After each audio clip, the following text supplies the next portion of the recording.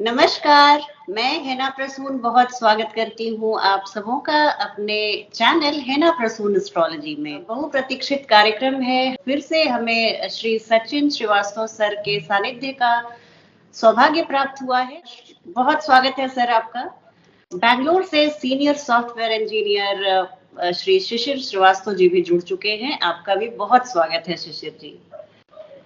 आज मैं दर्शकों को बताना चाहूंगी कि हम लोग बात करेंगे, जैसा हमने पिछले वीडियो में बताया था, सर ने बताया कि हमें वर्ग कुंडली D9 कैसे बनाते हैं, उसमें क्या समीक्षा की जाती है, उससे हम कैसे एनालाइज करते हैं।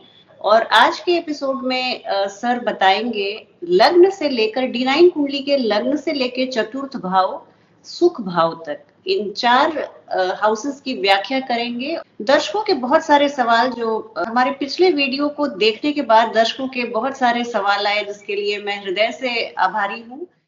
सर की उपस्थिति को आपने इतना सराहा और कार्यक्रम का आनंद लिया, तो उन सभी चुनिंदा प्रश्नों का जवाब सर देंगे कार्यक्रम के अंत में। तो सर बहुत स्वागत है, और आप बताइए आज के कार्यक्रम में आप क्या बताने वाले हैं। जी बहुत बहुत धन्यवाद हिना जी, आपका भी बहुत बहुत स्वागत है। आज जैसा कि आपने बताया कि हम लोग आज D9 के घरों की भावों की व्याख्या शुरू करेंगे और कोशिश करेंगे कि वर्ग कुंडली के जो घर होते हैं उनको कैसे देखा जाए, उनको कैसे समझा जाए, क्योंकि घर तो वही 12 हैं, अब वो D1 चार्ट हो चाहे D9 चार्ट हो। जी। अब उसके बाद कुछ प्रश्न, जैसा आप बता रहे हैं कि हमारे दर्शकों ने व्यूअर्स ने कुछ क्वेश्चंस पुट अप किए हैं, तो ये हम लोग का उत्तरदायित्व बनता है कि हम उनका आंसर कर सकें, उनको हम बता सकें, उनके जो क्वेश्चंस हैं उनका निवारण कर सकें अपने सामर्थ्य अनुसार। और लास्ट में जाते जाते एक टिप दे देंगे कि वो अपनी कुंडली को अगले वीडियो तक उसमें वो लगा करके देखें और पता करें कि काम कर रहा है कि नहीं कर रहा है। तो ये वो हम लोग ये करना। बहुत अच्छी। दर्शकों से मैं आग्रह करूंगी कि ज्योतिषीय टिप के लिए, जो कि बहुत ही एक जबरदस्त टिप देंगे सर कार्यक्रम के अंत में, आप उसके लिए जरूर बने रहिए। वीडियो को स्किप कर करके ना देखें, बहुत सारी मूलभूत बातें आप मिस कर जाएंगे, तो आप शुरू से बने रहें। जी शुरू कर सकते हैं आप? बिल्कुल सर जी। ओके, मैं स्क्रीन शेयर कर देता हूँ जी। एक बार स्क्रीन दिख रही होगी तो प्लीज बताइएगा। बिल्कुल बिल्कुल सर। ओके, तो ये एक चार्ट है और यहाँ पे जो नंबर लिखे हुए हैं इनको आप समझने के लिए भाव समझिएगा। 1 नंबर भाव, 2 नंबर भाव, 3 नंबर भाव, इनको राशियां मत समझिएगा, क्योंकि आज हम व्याख्या घरों की कर रहे हैं, राशियों की नहीं कर रहे। अब हमको पता है पहला घर D1 चार्ट में जितने भी ज्योतिष के लोग हैं या जो ज्योतिष पढ़ते हैं, समझते हैं, सीखते हैं या वो प्रैक्टिस करते हैं, उन सबको ही पता है कि पहला भाव जो है सेल्फ का होता है, खुद के लिए होता है। अपनी स्ट्रेंथ और वीकनेस, अपने बारे में पहला भाव बताता है।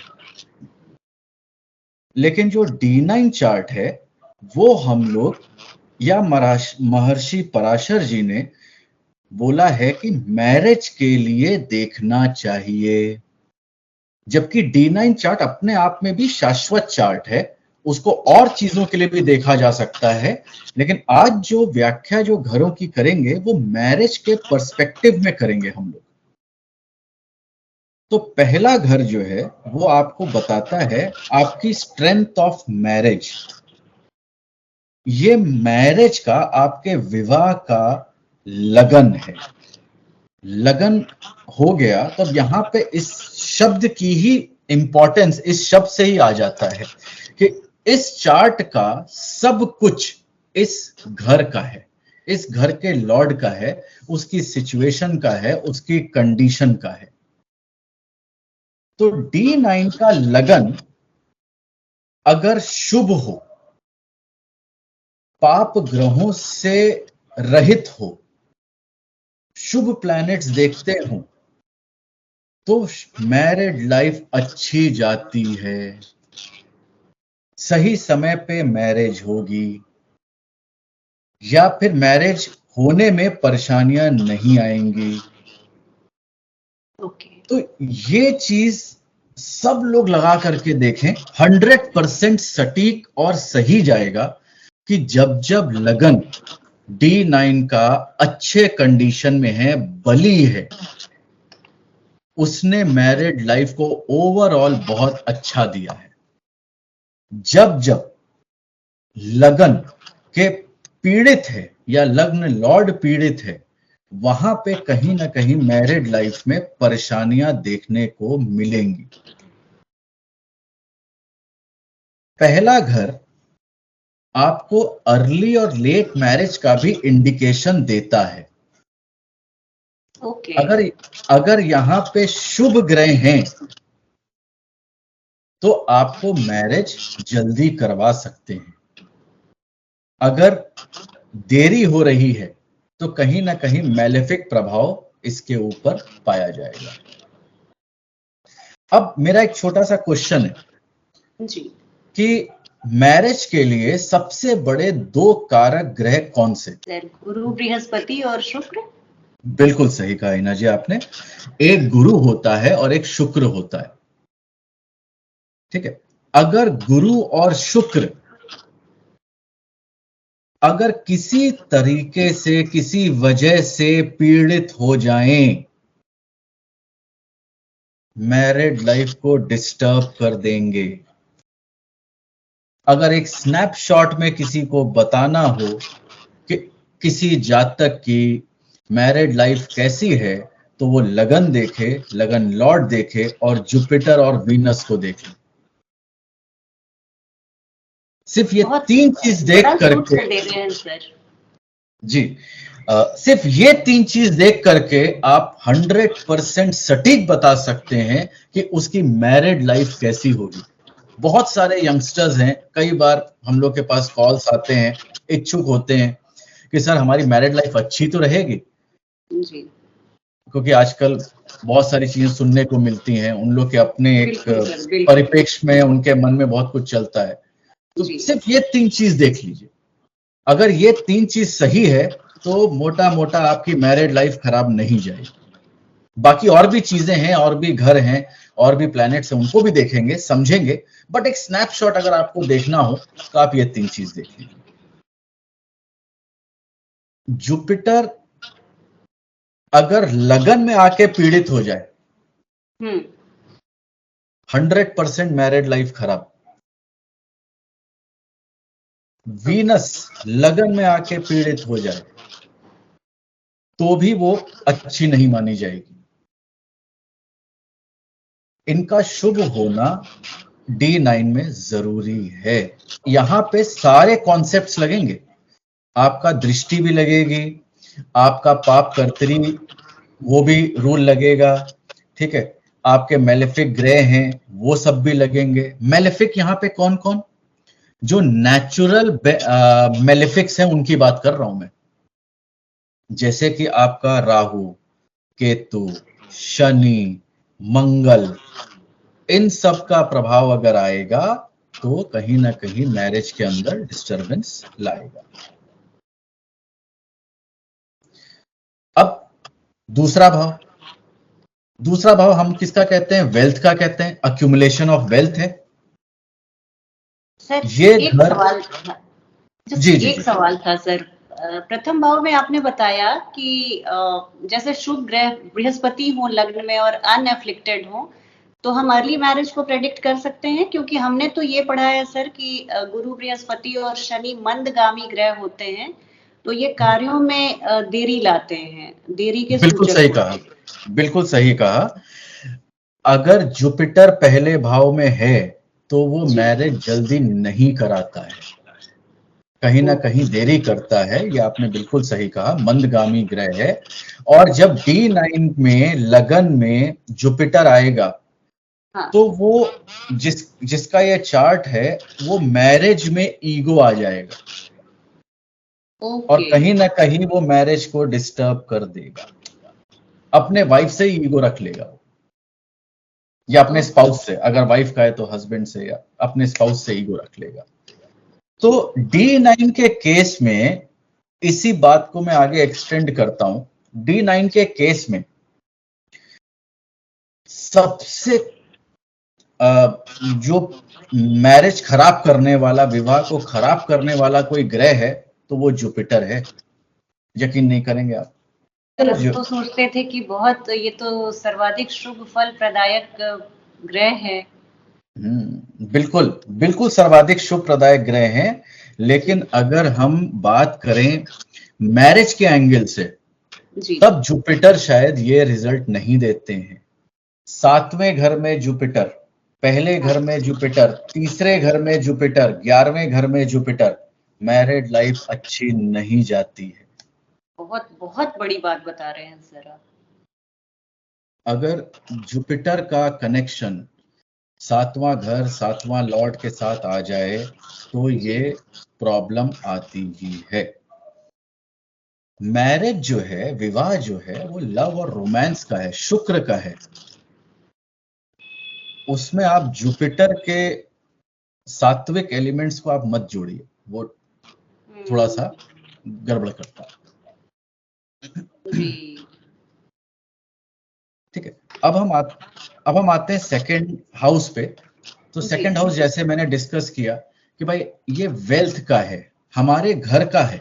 D1 में हम क्या कहते हैं? हमारी फैमिली, हमारा कुटुंब, हमारा वेल्थ, अक्यूमुलेटेड वेल्थ, मारक, इन्हीं सब नामों से हम दूसरे घर को जानते हैं। बिल्कुल बिल्कुल। अब इसी को हम मैरिज के एंगल से देखते हैं कि मैरिज के एंगल में अब दो परिवार जुड़े, तो अब ये मेरी मैरिज की बाद वाली फैमिली भी इंक्लूड हो गई है। ओके। अब वो वाइफ हो चाहे हस्बैंड हो, जिसका भी है, उसके एडिशनल रिलेशन, एडिशनल नॉट ससुराल, एडिशनल रिलेशन, ओके ओके, वो आ गया है, एडिशनल रिलेशंस आ गया है जी। ये आपको मैरिज के बाद आपका वेल्थ अक्यूमुलेशन कैसा रहेगा, ये आप सेकंड हाउस, सेकंड लॉर्ड और वीनस से या जुपिटर से देख लीजिए, क्योंकि उनके कारक जुपिटर है दूसरे घर के, जी। वीनस वेल्थ के कारक है। तो यहां पे ये एक इंडिपेंडेंट चार्ट की तरह भी बिहेव करता है D9, अगर आप ओनली मैरिज के एंगल से आप D9 को डिकोड करना चाहें। कोई D1 जाने की जरूरत नहीं है, अपने आप में पूर्ण है, अपने आप में पूर्ण है। जी। मैरिज, अगर आप मैरिज देख रहे हैं तो अपने आप में पूर्ण चार्ट है ये। यही महर्षि पराशर ने भी बोला हुआ है। ओके। अब अगर आप ध्यान दीजिए तो 7th हाउस से दूसरा घर क्या है? 8वां है, अष्टम है, यानी कि स्पाउस की लॉन्जिविटी का घर है। ओके, जी जी, ठीक है। हाँ। अब आप अगर यहाँ पे अच्छे प्लैनेट्स हो, शुभ प्लैनेट्स हो, तो बहुत बढ़िया लॉन्जिविटी है आपके स्पाउस की। अब यहाँ पे मेलिफिक प्रभाव अगर इस घर पे आ जाए, इसके लॉर्ड पे आ जाए और इसके कारक पे कहीं ना कहीं एफ्लिक्शन आ जाए, तो कहीं ना कहीं ये स्पाउस के लिए प्रॉब्लम हो सकती है, क्योंकि ये मार्क का भी है। ठीक है। तो इस तरह से हम इस दूसरे भाव को हम समझने की कोशिश करते हैं। तीसरा घर किसका है? हमारा डॉक्यूमेंटेशन का है, हमारे पराक्रम का है, हमारे एफर्ट्स का है। ठीक है, हमारे सिबलिंग्स का है, कम्युनिकेशन का है। तो ये सारी चीजों का घर है। अब हमको पता है कि ये एक उपचय भाव भी है, जी। ठीक है। एक ये मेलेफिक भाव जिसे हम कहते हैं बहुत अच्छा नहीं मानते हैं, ये वो भी है। ये एक वीक त्रिषडाय भी है, त्रिषडाय भी है, उपचय भी है, उपचय भी है। तो यहाँ पे बेनिफिक अच्छे हैं या मेलेफिक अच्छे हैं? Malefic sir. देखिए बस यहीं पे कला है समझने की, गूढ़ हाँ गूढ़ बात आपने कर दी। जी। ठीक है, हम लोग कहते हैं सब जगह शुभ प्लैनेट हो, सब जगह शुभ प्लैनेट हो, नहीं, यहाँ पे मेलेफिक्स होने चाहिए। क्यों? जी क्योंकि ये 7वां घर आपके मैरिज का घर उससे नवम है, आपका कर्म है और लगन से आपका एफर्ट है। ओके। तीसरे घर में अगर मेलेफिक होगा तो आपको एफर्ट करवाएगा कि आप अपनी शादी को अच्छा बनाने के लिए आप जितना करना चाहें आप कर सकते हैं। ओके बेनिफिक होगा तो एफर्ट कराएगा ही नहीं, चल रही है जी। चलने हाँ, दीजिए। रिश्तों को फॉर ग्रांटेड ले लेगा। हाँ, एफर्ट डालेगा नहीं। तो मैरिज के केस में अगर यहाँ पे मेलेफिक प्लैनेट आ जाए तो वो एफर्ट कराएंगे। किस तरह के एफर्ट कराएंगे? जो प्लैनेट यहाँ पे बैठा है उसके कारक तत्वों को यूज करके अपने एफर्ट डालेगा। जी कम्युनिकेशन में भी उस प्लैनेट का प्रभाव दिखेगा। ओके। ठीक है, ठीक है। तो यहाँ पे जो है ये चीज को देखना जरूरी है। तो सर क्या अब ये तृतीय भाव हमारे स्पाउस के छोटे भाई बहनों को भी शो करता है? नहीं, हमारा स्पाउस जो है वो हम 7th हाउस से देखेंगे, उनके छोटे भाई बहन 9th हाउस हो जाएंगे। ओके सर, ये चीज बहुत अच्छे से आपने क्लैरिफाई किया, क्योंकि बहुत लोगों को कंफ्यूजन होता है कि D9 का लग्न हमारा स्पाउस है, जबकि ये आपने बहुत अच्छे से बताया कि ये आप ही हैं, आपका स्पाउस 7th हाउस आ, यहाँ पे भी है। हाँ हाँ जी, देखिए लग्न जो है D9 का वो मैं नहीं हूं, वो मेरा मैरिज का है। जैसे लाइफ का लगन D1 का लगन है, हाँ तो मैरिज को आप लाइफ पकड़िए तो मैरिज का ओके। लगन जो है वो आपका फर्स्ट हाउस है। अच्छा अच्छा, मेरे अगर मैं मैरिज का। आपके मैरिज का अगर जी मैं बोलूं मेरी लाइफ कैसे जाने वाली है तो हम क्या कहेंगे, भैया पहले लगन और लगन लॉर्ड को देख लो। ठीक है। तो मैरिज कैसे जाने वाली तो हम क्या देखेंगे, हाँ, मैरिज का D9 लगन के और लगन लग्न और लॉर्ड। लग्न लॉर्ड। बस सिंपल लॉजिक। एस्ट्रोलॉजी, हिना जी, मैं आज आपके दर्शकों को बोलना चाहता हूं, जी पूरा लॉजिक है, पूरी साइंस है, कहीं पे भी कुछ याद करने या रटने की कुछ जरूरत नहीं है। जी बिल्कुल लॉजिक से, और जितना सिंपल करके आप उसको पढ़ेंगे उतना ज्यादा समझ में आएगा। बिल्कुल सर, आपके चीजों को जैसे क्वालिफाइड टीचर्स भी होने चाहिए सर, नहीं नहीं अदरवाइज मैं बहुत सारे कॉम्प्लिकेशंस हो जाते हैं, सीखने में भी हम लोगों को बहुत परेशानी होती है, अगर बहुत सारी बातें समझ में भी नहीं आती है।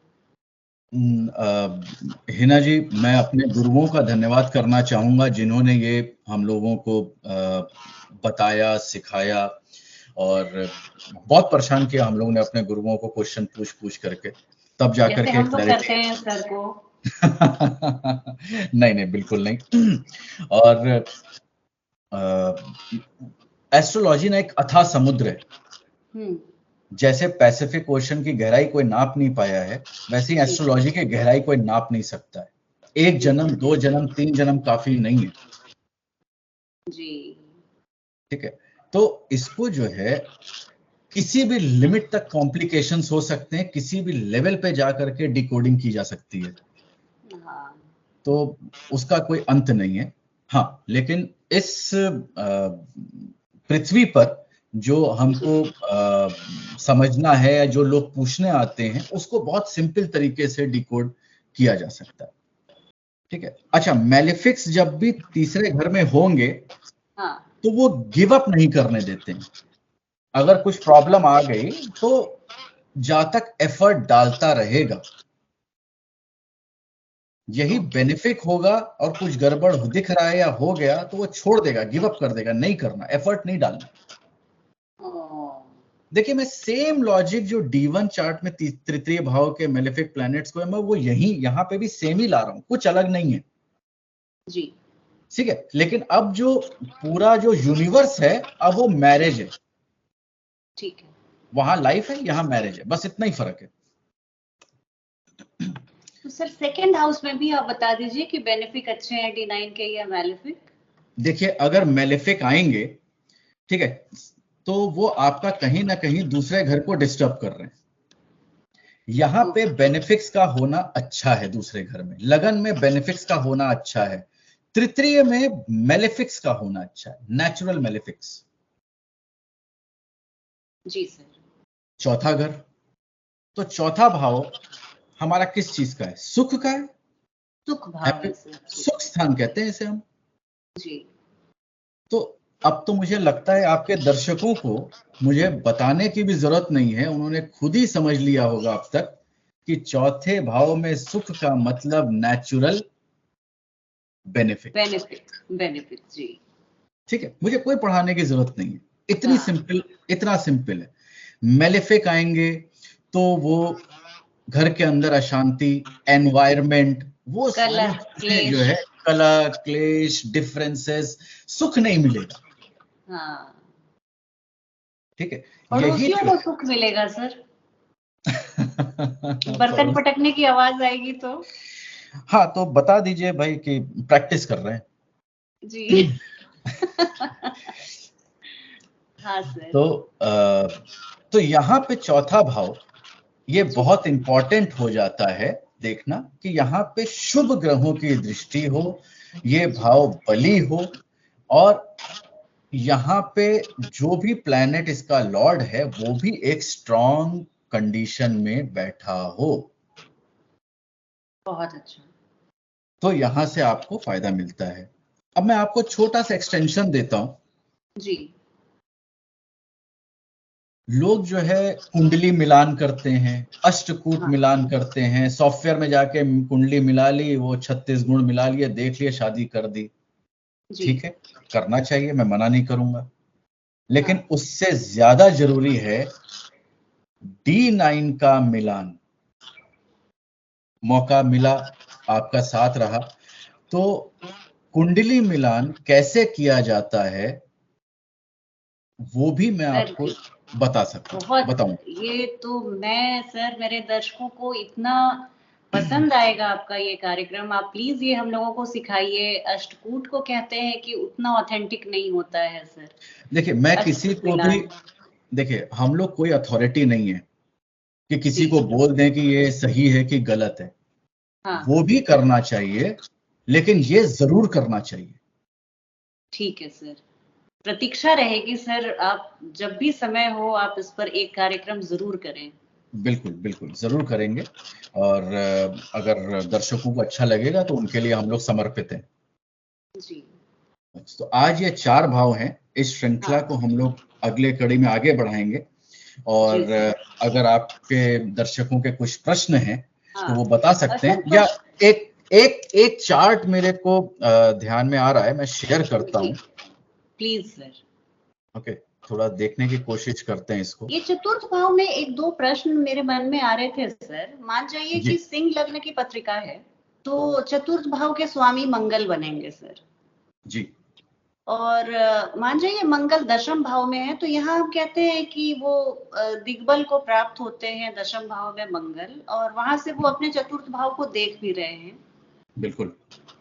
इसी का एक दूसरा केस है सर कि अगर शुक्र वहां पे अगर कर्क लग्न की पत्रिका हो और शुक्र वहां के 4th हाउस के लॉर्ड हो और वो 10th हाउस में बैठे हो, तो वो अपने दिशा बल से एकदम 180 डिग्री फार अवे जा रहे हैं, पर वो अपने घर को देख रहे हैं। तो इसको कैसे इंटरप्रेट करते हैं सर कि अगर मंगल दिशा बल पर अपने घर को देख रहा है और शुक्र दिशा बल से दूर है और अपने घर को देख रहे हैं, तो ये अच्छी एक स्थिति है या? देखिए आपका प्रश्न बहुत अच्छा है, और मैं जी। आपको सराहना करता हूं कि आप दर्शकों को मन में रख करके उनके मन के सवाल आप निकाल करके लाके पूछ रहे हैं, तो बहुत बहुत जी सर। बहुत खुशी हुई इस क्वेश्चन पे।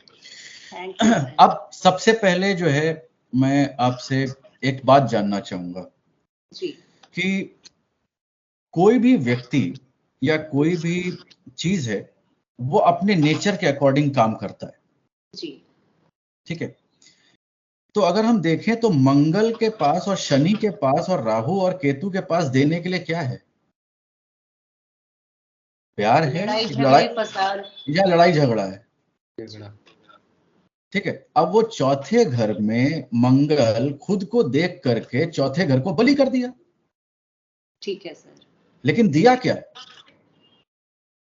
अच्छा, तो वो तो सुखेश अगर अपने भाव को देख ले तो ये कोई मतलब वो ग्रह के अपने तासीर पे डिपेंड करता है सर। देखिए, वो भाव बलि हुआ, जी। ठीक है, लेकिन सुख के साथ साथ उसने दिया क्या? वो अपनी, वो कहते हैं ना, वो अपनी फितरत नहीं छोड़ेगा, अपनी तासीर, अपनी फितरत। जी सर। कारक तत्व नहीं छोड़ेगा। ठीक है, ये बिल्कुल बहुत क्लियर बढ़िया। रखिए।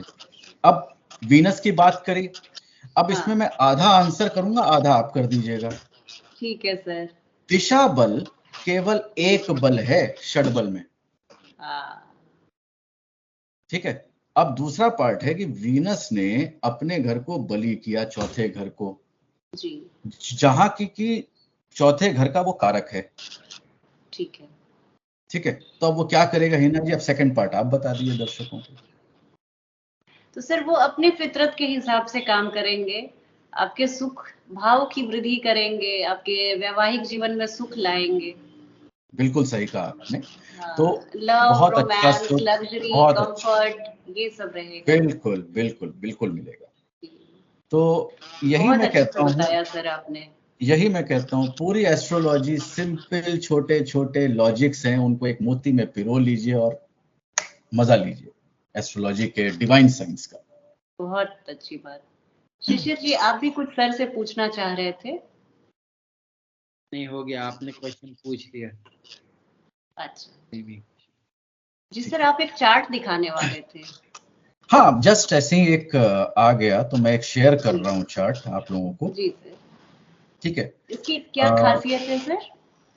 देखिए, इनका 1984 का जन्म है जी। और इनकी मैरिज अभी तक हुई नहीं है। ओह, ये तो 39 साल के हो चुके हैं। हाँ जी, 39 साल के हो चुके हैं। ठीक है, तो अब अगर हम डिकोड करें तो सबसे पहले हम क्या देखेंगे? D1 का 7वां भाव और ठीक उसमें है। प्लैनेट और उनके लॉर्ड को देख लेते हैं। जी। तो 7वां भाव देखिए, केतु आ गया। हम्म। ठीक है, तो राहु केतु एक्सिस में पहले तो ये अटक गए। राहु केतु एक्सिस पे लग गया। जी। 7वें का लॉर्ड मंगल छठे घर में और अपने परम शत्रु शनि के साथ। ओ, तो यहां स्थिति तो अच्छी दिख नहीं रही है। बिल्कुल बिल्कुल सर। ठीक है, अब चलते हैं सेल्फ D9। एक्सप्लेनेटरी है। ठीक है, अब चलते हैं D9 पे। हाँ। तो D9 का लगन अगर आप देखिए तो 6 नंबर है। हम्म। ठीक है, 6 नंबर काल पुरुष में छठी राशि। छठी राशि। जी। ठीक है, अब ये छठी राशि अगर यहाँ पे उदय हो रही है तो छठी राशि का अपना कारक तत्व जो है वो तो यहाँ मिलेगा। बिल्कुल सर, बिल्कुल। और ये 7वें घर से 12वीं राशि है। हाँ, बिल्कुल। जी। पहला पॉइंट।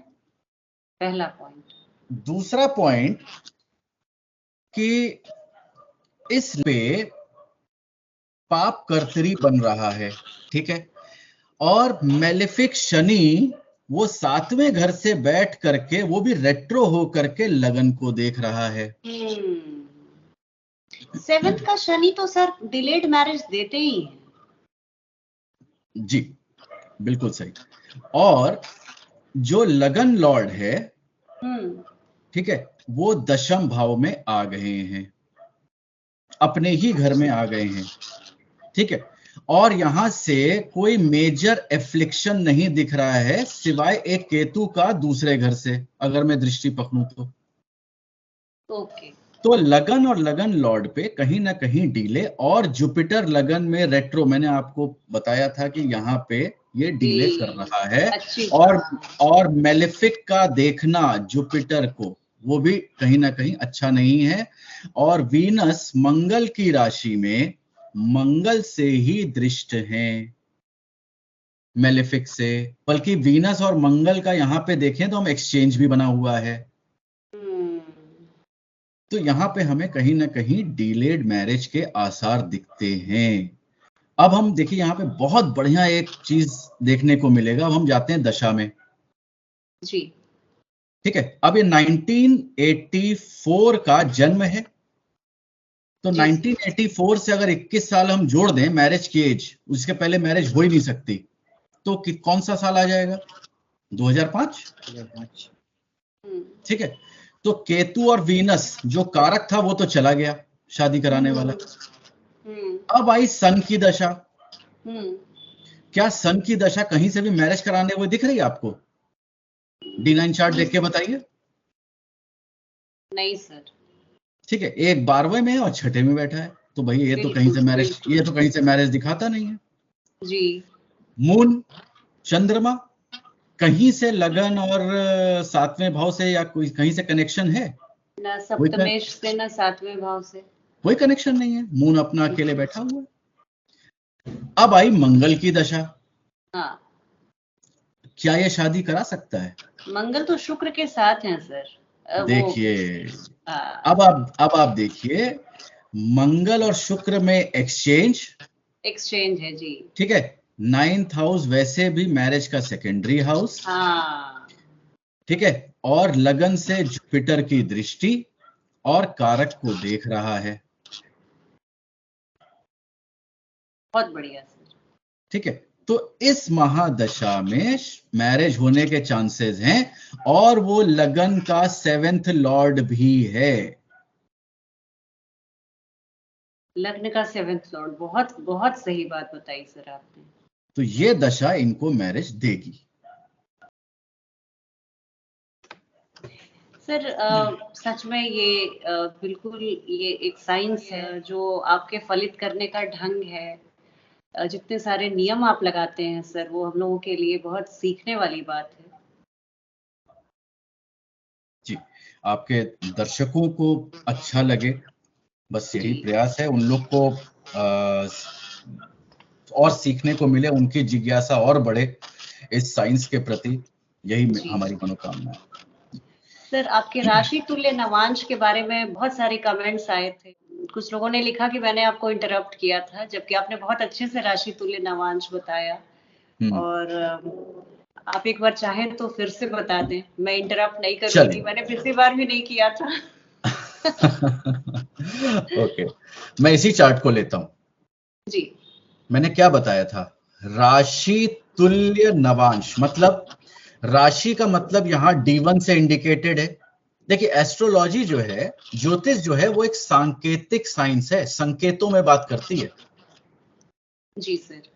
ठीक है, तो राशि का यहां मतलब है D1 का लगन साइन। तुल्य का मतलब है इक्विवेलेंट। किसको इक्विवेलेंट बनाना है? D9 को इक्विवेलेंट बनाना है। तो मैंने ये बताया था कि ये जैसे 2 नंबर का लगन है राशि चार्ट में, तो मैं इसको 2 नंबर का लगन बना लूं। राशि तुल्य नवांश ये बन गया D9 चार्ट। अब अगर ध्यान से देखिए तो मंगल लगन में आ गया, शादी देगा, और वीनस यहाँ पे 100% मैरिज दिखा रहा है ये। बहुत बढ़िया। मतलब सर ये हमारे कंफर्म जो हम प्रेडिक्शन करते हैं उसको कंफर्म करने का एक ये बहुत बेहतरीन टूल है राशि तुल्य नवांश। बिल्कुल बिल्कुल बिल्कुल बिल्कुल। तो यही चीज देखिए यहाँ पे इस एग्जाम्पल में आपने पूछा और मैंने लगाया और वो दिख गया। तो इतना बारीकी जो है आपको वो राशि तुल्य नवांश, अब बहुत क्लैरिटी हो गई होगी सर जी। राशि तुल्य नवांश को आप इतना, इससे ज्यादा सिंप्लीफाई आप नहीं कर सकते हैं, इससे ज्यादा सरल आप नहीं बना सकते हैं। तो सर ये अब मैं कुछ दर्शकों के प्रश्न को लूंगी। इसमें लोगों ने स्पेसिफाई किया है कि ये हमारी खुशकिस्मती है सर कि आप हिंदी और इंग्लिश दोनों पे आपका एकदम इक्वल कमांड है। तो जैसे ये पहला प्रश्न है, इसमें युवराज जी लिखते हैं कि आप इंग्लिश में ही जवाब दें। तो ये लिखते हैं, sir I have a doubt please clarify. I am Sagittarius ascendant, my mercury in Pisces, I have Aries ascendant in D9 and my Mercury is Libra. How can we calculate change in position? Please tell me in English. Okay, I think काफी speed में निकल गया ये। मैं अच्छा, एक मैं काम, दोबारा पढ़ूं सर? नहीं, मैं वो जो उन्होंने बोला है ना, वो मैं जरा यहाँ पे ड्रॉ भी कर देता हूँ, क्योंकि सारे दर्शकों को वो थोड़ा सा हेल्प मिल जाएगा ओके इस क्वेश्चन से।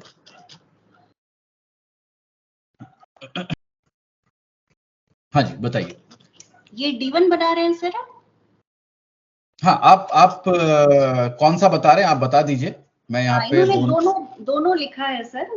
D1 में ये सैजिटेरियस असेंडेंट, D1 में Pisces, Sagittarius ascendant, Mercury in Pisces. Okay जी। और I have Aries ascendant in D9, Aries ascendant in D9। Okay जी। And Mercury is in Libra. Okay, मतलब 7वें घर में हाँ, मरकरी आया। हाँ, ठीक है। क्या प्रश्न है इनका? तो how shall we calculate change in position? See, बहुत सिंपल है। अपने से ये 12 नंबर है जी। अब अगर मैं इसको रोटेट करूं तो 12, 1, 2, 3, 4, 5, 6, 7। तो D9 में मरकरी यहां पे आ गया जी, अपने से 8वें पोजीशन में। 1, 2, 3, 4, 5, 6, 7 और ये 8। तो ये जो है इनका पोजीशन D9 में अपने से 8वें में चला गया है। Sir please explain this concept in English too. Okay, he wanted in English. Okay, right. I'm so sorry. His Mercury in the D1 chart was in Pisces, as per the information, and it has moved to Libra sign in the D9. So if we count from the Pisces to the Libra, the change is of the 8 houses. So it has moved from itself to the 8th house, but changed from the 8th position from itself. जब कोई ग्रह D9 में अपने से अष्टम चला जाए, yes, it has moved 8th place from its own place from D1. Right. So what shall we predict? देखिए, किसी any planet moving from 8th, 6th or 12th from itself is not considered good. Okay. So he need to take care of for this.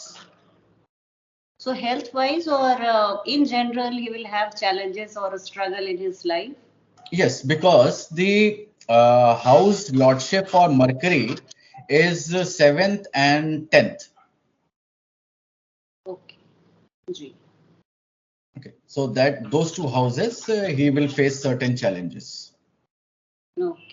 Moving on to our next question. This is from Arun Mahajan ji. Arun Mahajan ji लिखते हैं कि हेना जी नमस्कार. Many of us in our group who are learning astrology are very confused as how to use Naumansh for Falit or prediction. I would request you to please let us know some book or any book which should be studied or is good in the perception of Srivastav ji. There are many books which tells about D9, but I would suggest if the first Brihat Parashar Hora Shastra, then Uttar Kalamrit is there, Dev Keralam is there, so they can see all these books for the basics. Brihat Jatakam, these are all the books Brihat which are Jatakam. yeah, these are all the books which can give a lot of insight into this system. Thank you, sir. Next question is next session में ma'am planet strength and marriage. So that is what we are doing right now. Yeah, we would take a dedicated session for this, Hina ji. Okay. So that Sure. would really help, because we would take Pushkar Navamsh, Vish Navamsh, 64वां 64th Navamsa, then strength of how to assess the strength of planets and houses. So we can have a dedicated session for this. Thank you sir, thank you so much. ये बहुत ही अच्छा रहेगा वैसे दर्शकों के लिए जो विवाह और ग्रहों की उनके बल को समझना चाहते हैं, उनके स्ट्रेंथ को समझना चाहते हैं, उनके लिए सर एक विशेष एपिसोड करेंगे। तो आप चैनल पे बने रहिए।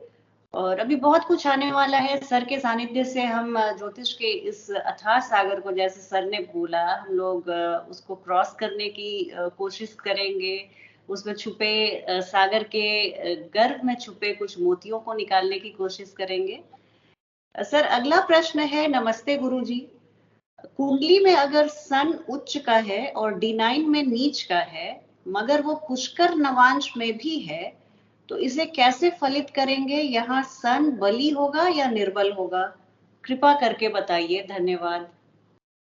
ओके, D9 में D1 में सन एक्सॉल्टेड है, D9 में डेबिलिटेटेड है लेकिन पुष्कर नवांश में। जी, ये संजू जी का प्रश्न है।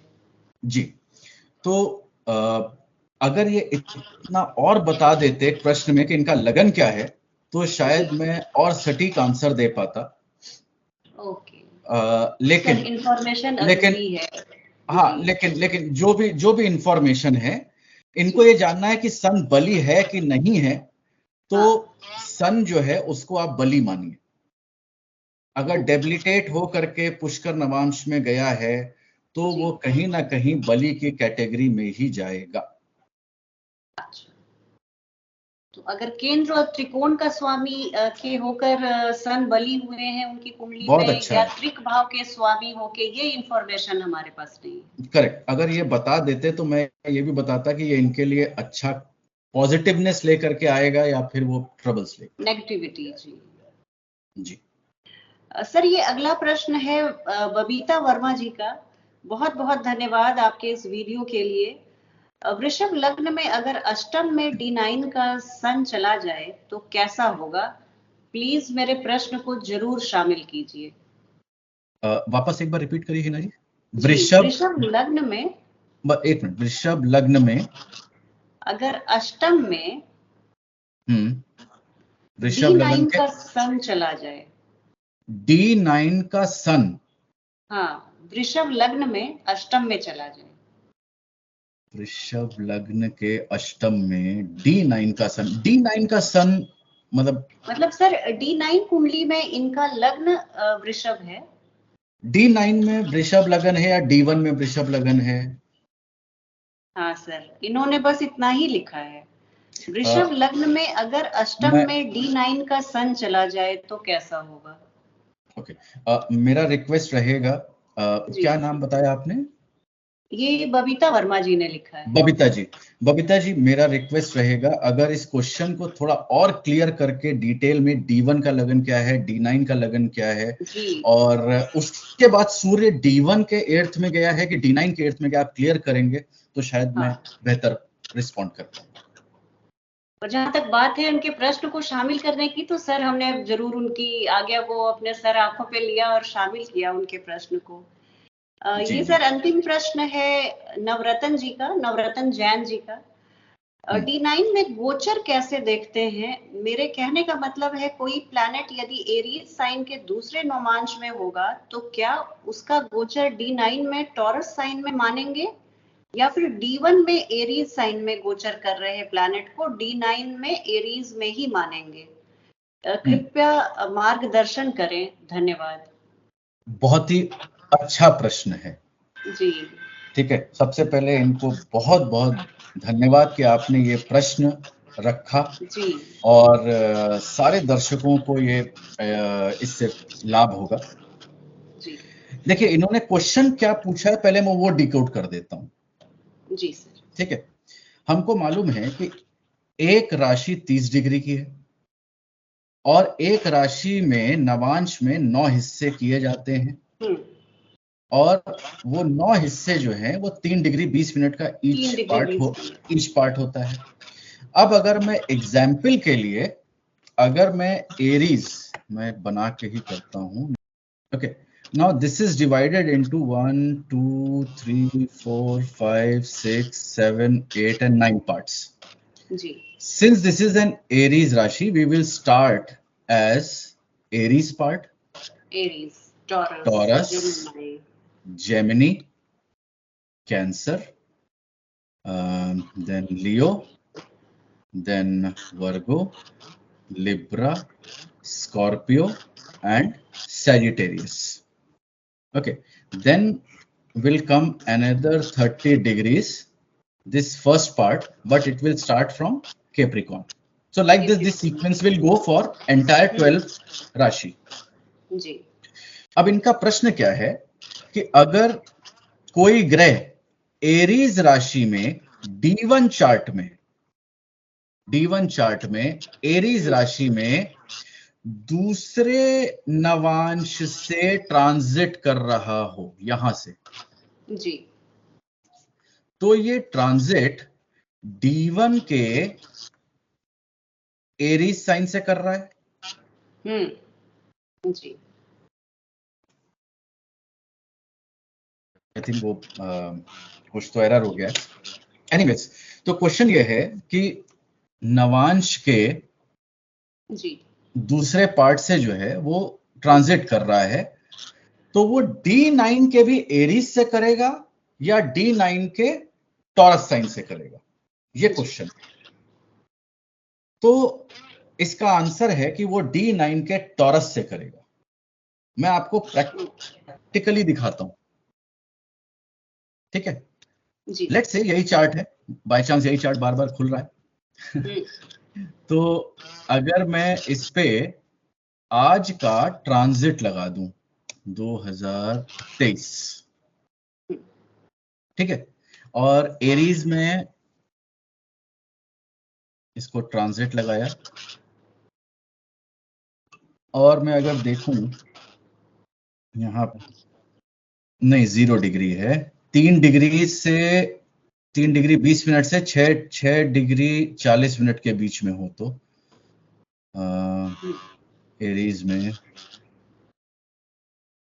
आई थिंक कोई नहीं है. चलिए मैं थोड़ा सा इसको चेंज करके देखता हूं, अगर मिल जाए तो. चलिए एक ये देख लेते हैं, वीनस जो है वो 29 डिग्री लिब्रा में है.